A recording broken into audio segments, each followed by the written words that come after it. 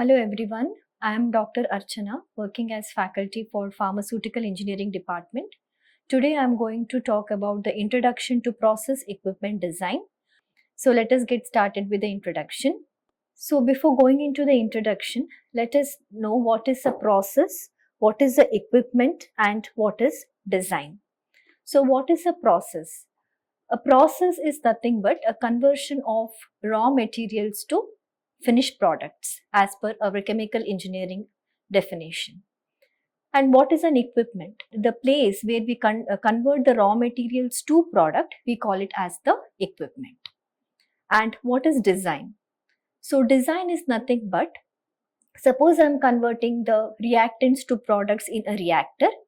What is the diameter of the reactor? What is the wall thickness? And what type of stirrer I should use in the reactor? All those comes under design.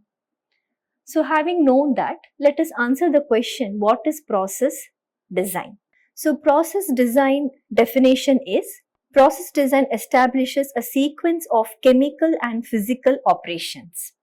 As you know, chemical and physical operations is nothing but your unit operations and unit processes. So process design starts with the unit operations and unit processes. So unit operations includes all the physical changes and unit processes includes all the chemical changes like reactions. Operating conditions, duties. What is the operating conditions you want to maintain? For example, what is the pressure, what is the temperature, flow rate or concentration you want to maintain within your equipment? That comes under the operating conditions. Similarly, duties. What is the heating or the cooling duty you are going to provide comes under duties.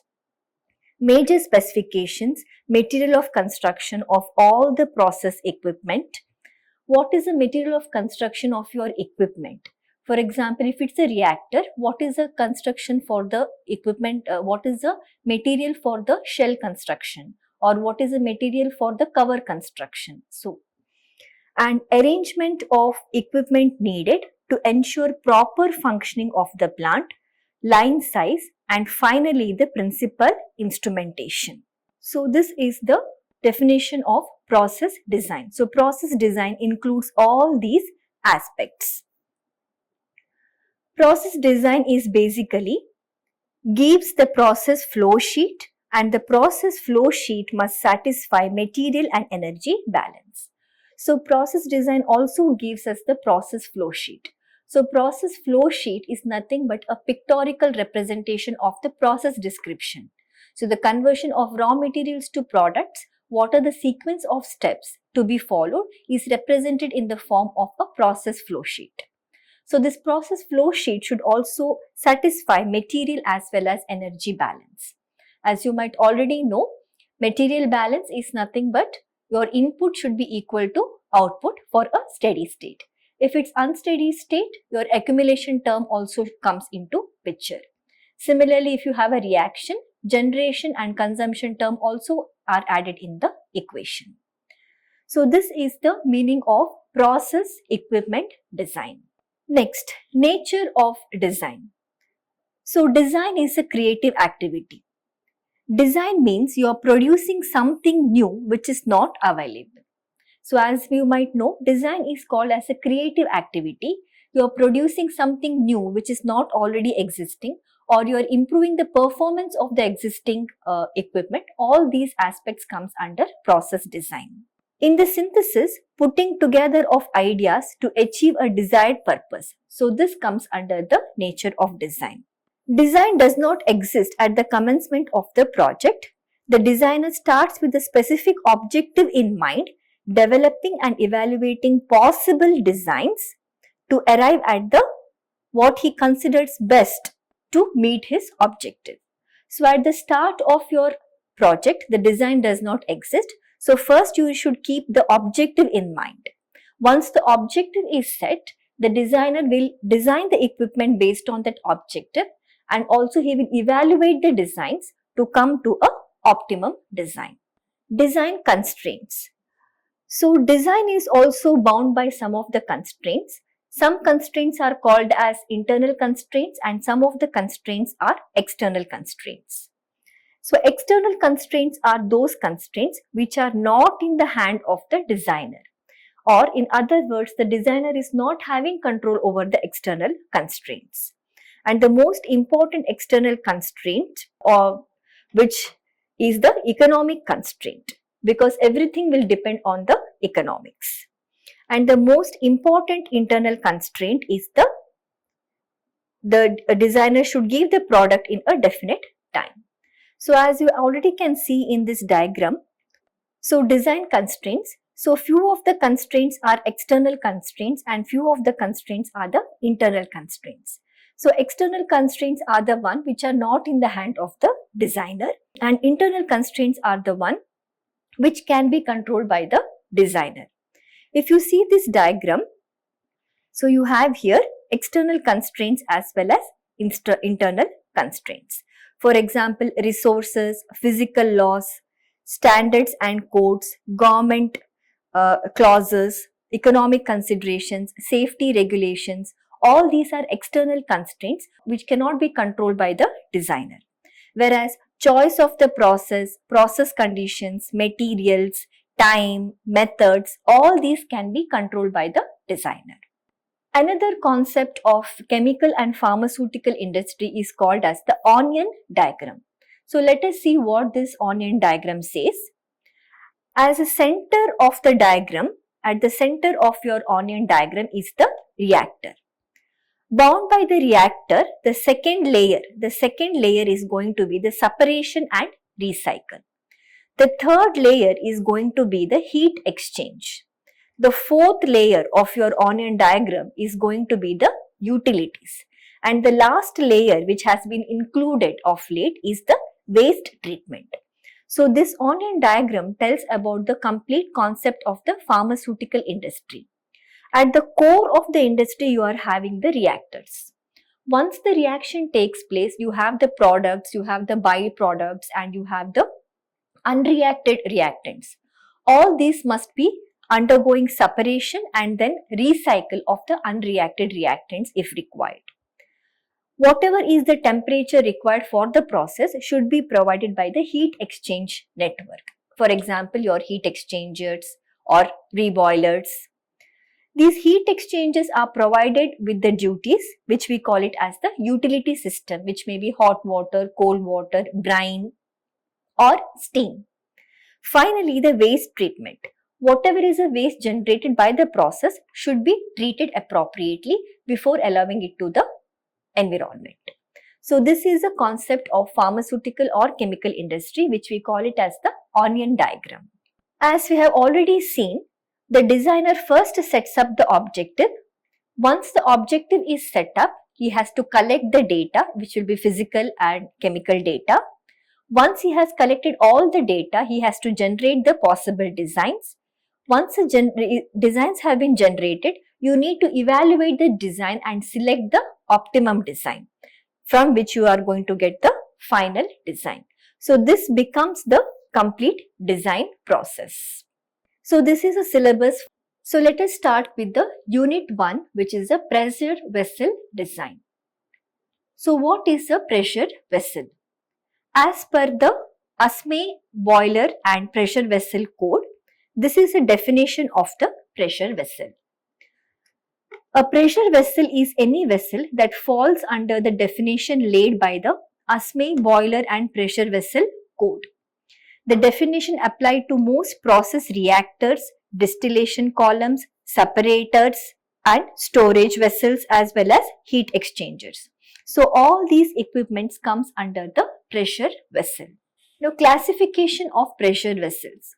So pressure vessel is majorly divided into two classes. One is a thick wall pressure vessel and one is a thin wall pressure vessel. If the thickness to diameter ratio is less than 1:10, we call it as a thin wall pressure vessel. If this ratio is greater than 1:10, we call it as a thick wall pressure vessels. Also, we need to understand the stresses that are acting on the pressure vessel. So there are basically three types of stresses acting on the pressure vessels. One is a longitudinal stress, the second one is a circumferential stress, and the third one is the radial stress. So these are called as the principal stresses. So longitudinal stress is also called as the axial stress, which acts over the axis of the equipment. For example, if I consider this pen as my pipeline, the longitudinal stress acts in this direction. Similarly, the circumferential stress, also called as the hoop stress, acts over the circumference of my pipeline. Similarly, the radial stress acts over the radius of the vessel wall. So these three stresses are called as the principal stresses acting on the pressure vessel. For a thin wall pressure vessel, the radial stresses can be neglected. And for the thick wall pressure vessel, we need to consider all the three principal stresses. For a thin wall pressure vessel, the longitudinal stresses as well as the circumferential stresses can be considered as the constant. So coming to the design codes and standards. All the equipments must be designed as per the prescribed design codes and standards. So these codes and standards will give the detailed procedure for the design of the equipment as well as the formulae to be used as well as the dimensions. Limit of the dimensions also are mentioned in these code books and standards. So these are some of the codes. They are British Standards Institution, National Bureau of Standards, American National Standards Institute ANSI, American Petroleum Institute API, American Society for Testing Materials ASTM, American Society of Mechanical Engineers ASME. So these ASME code we follow for designing of the pressure vessels. Similarly, ISO, International Organization for Standardization.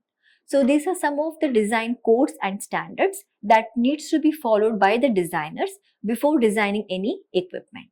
Coming to the design preliminaries. Before actually starting the design process, we need to understand the design preliminaries, which includes the design temperature, design pressure, design stress, welded joint efficiency, corrosion allowance, and so on. So let us get started with the design pressure first. What is design pressure? Maximum working pressure. This is a maximum gauge pressure expected under working conditions. So whenever you are operating any equipment, whether it is heat exchanger or evaporator, you have a gauge, pressure gauge attached to your equipment. Whatever is the maximum pressure represented by that gauge, we call it as the maximum gauge pressure. So gauge pressure, also you know that gauge pressure plus atmospheric pressure will give you the absolute pressure. Then what is the design pressure? So design pressure will be nothing but operating pressure plus 5 to 10% of the operating pressure. So whenever you are having the operating pressure in your process, you need to convert it to the design pressure. And how can we do that conversion? By adding 5 to 10% extra to our operating pressure, we can get our design pressure. So that is design pressure. Coming to design temperature. Strength of material decreases with increasing temperature. So as you might know, any metal, whether it may be mild steel or stainless steel, any material, the strength of that material will decrease as the temperature increases. And you know that in a chemical engineering process, we may have few of the process which occurs at high temperatures. So when we go for these high temperatures, the strength of that particular material which is handling that fluid may get decreased. So in order to account for that, we need to set a design temperature. So what is this design temperature? The design temperature should be taken as a maximum working temperature. For example, if your system is handling a fluid which is with a temperature range of say 30 degrees centigrade to 90 degrees centigrade. So what is the maximum working temperature here? 90 degrees centigrade is the maximum working temperature. So this we need to take it as our design temperature for all our material selection and calculation purposes. Similarly, materials. How to choose materials for our particular equipment? So the materials we choose should be easy to fabricate and should be compatible with the process environment. So easy to fabricate means you should be able to make that material in the form of a cylinder or any other shape that you want. It should be easy for fabricating that particular material. Also, that material should be compatible with your process. Whatever process streams that you're using, the material should be compatible with those process streams. In that way, you can select the materials. Coming to the welded joint efficiency. So, strength of the welded material over original material is given by welded joint efficiency.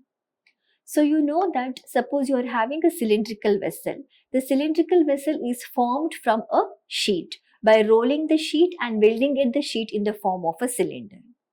Also, whenever you want to keep a cover to your shell, also the welding is required. So, when you're doing the welding, the strength of the base material slightly reduces. To account for this, we have a factor called as a welded joint efficiency represented by J. Welded joint efficiency J depends on type of weld as well as radiography done. So type of welded joint, what is the type of welded joint that you're going to use? Whether it is a butt joint or whether it is a T joint, the type of welded joint also has an influence on the value of J. Similarly, the radiography testing done. Radiography is a testing method which is used for testing the goodness of the weld. You can think of radiography like a X-ray.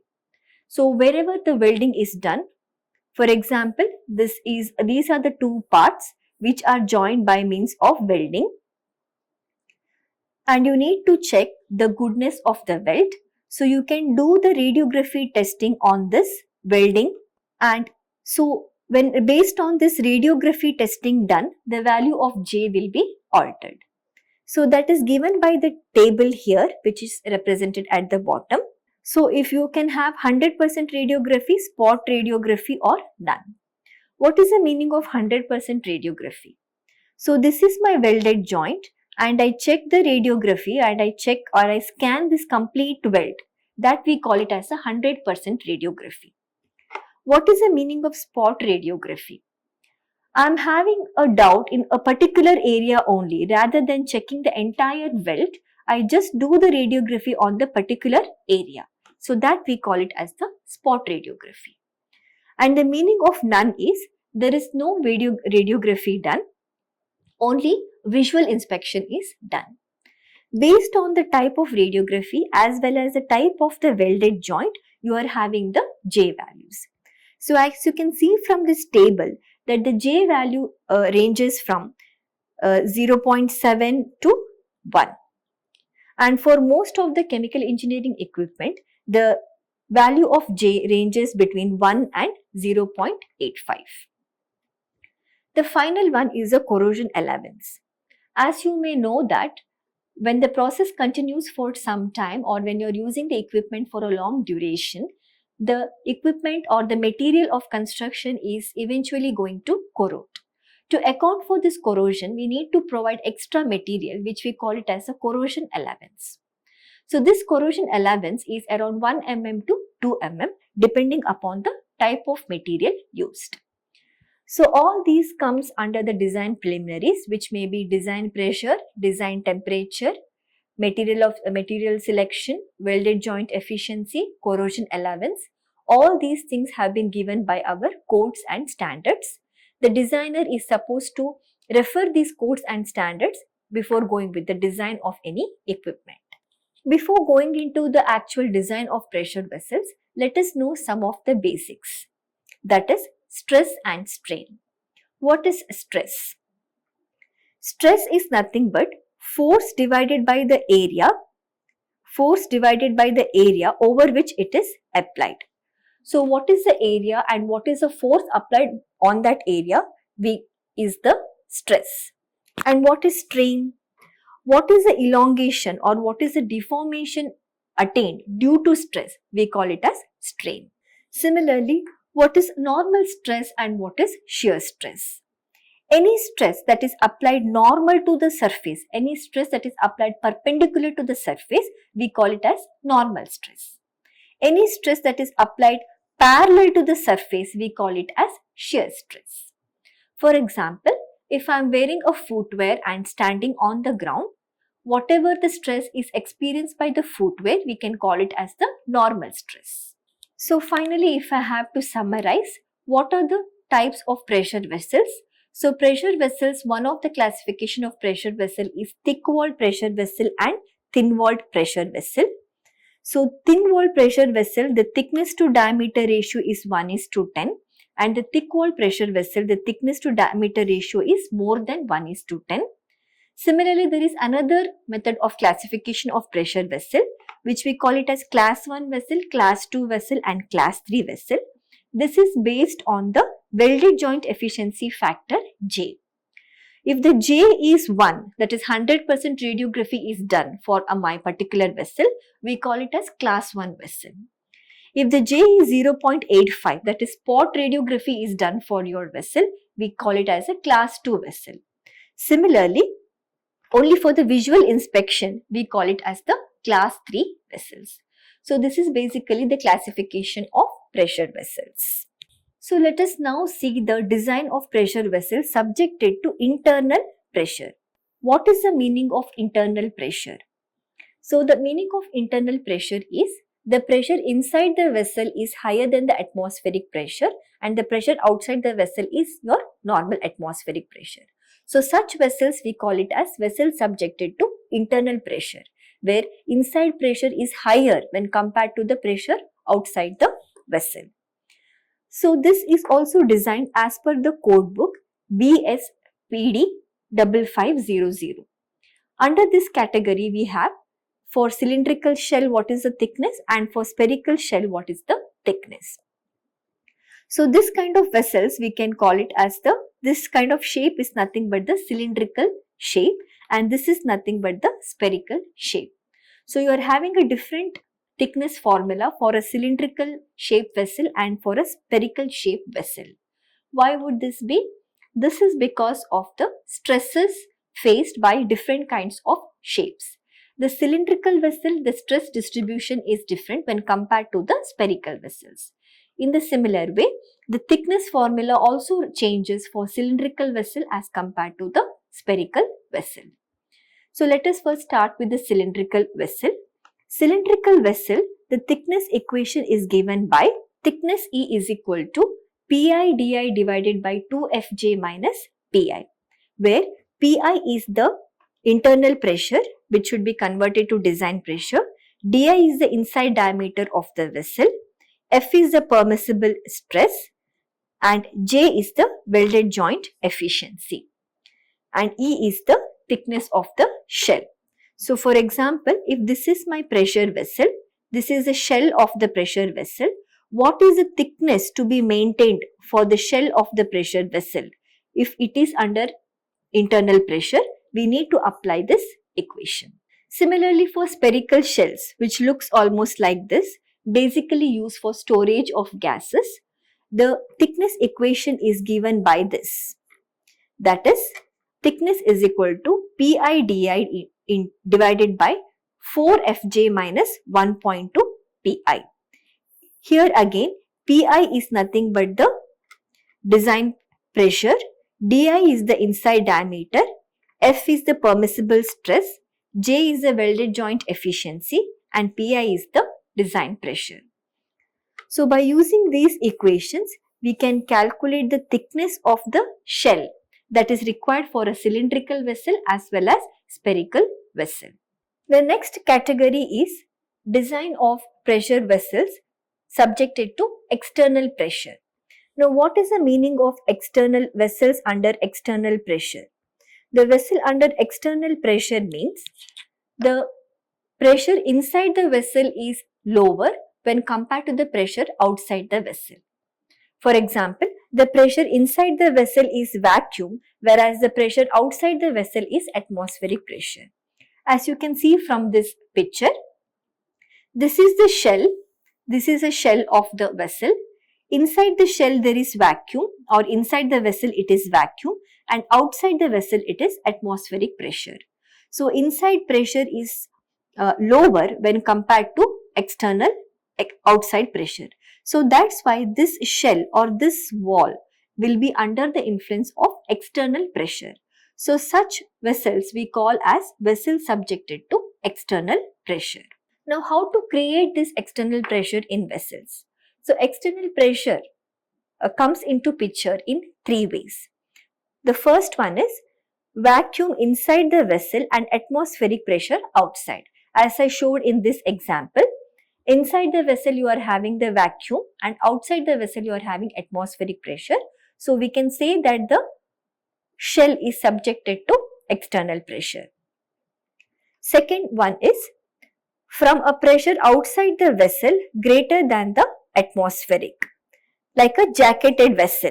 So this is the example for the second category, where is a jacketed vessel. So if you observe this jacketed vessel, so this is the inside vessel and this is the jacket. So you can see here that the inside vessel will be, the inside vessel is having a lower pressure, whereas a jacket pressure is higher. So this inside vessel will be subjected to external pressure because of the higher pressure in the jacket.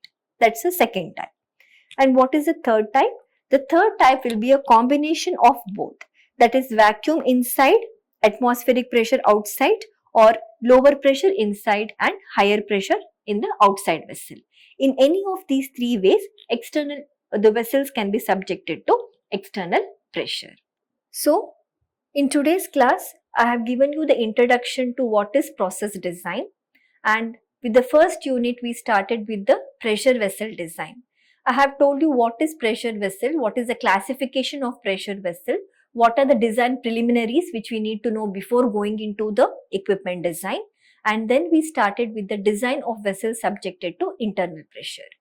So next class, we have also understood what is external pressure and what do you mean by a vessel subjected to external pressure.